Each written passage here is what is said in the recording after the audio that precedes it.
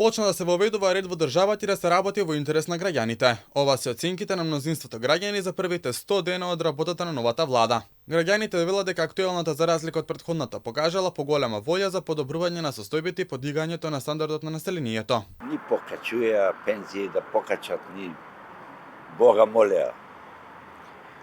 А овие сега покачија, се излегу на 37.000 пензии.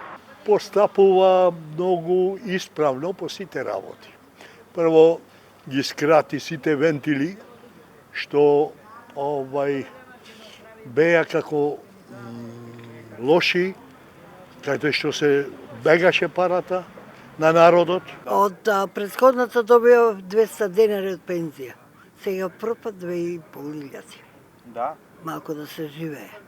И ние треба да живееме. Пензиите супер. По 2.500 ни дадоа, уште по 2.500 ќе ни дадат март. Сепак, граѓаните порачуваат дека владата се уште е на стартот на својот мандат и пред нив има многу работа, со цел исполнување на се она што го ветиле во предизборието.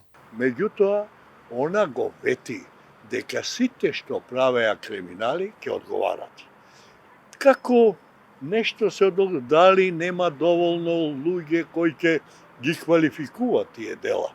Ќе покаже текот на времето. За се е добро. За сега, јас сум задоволен.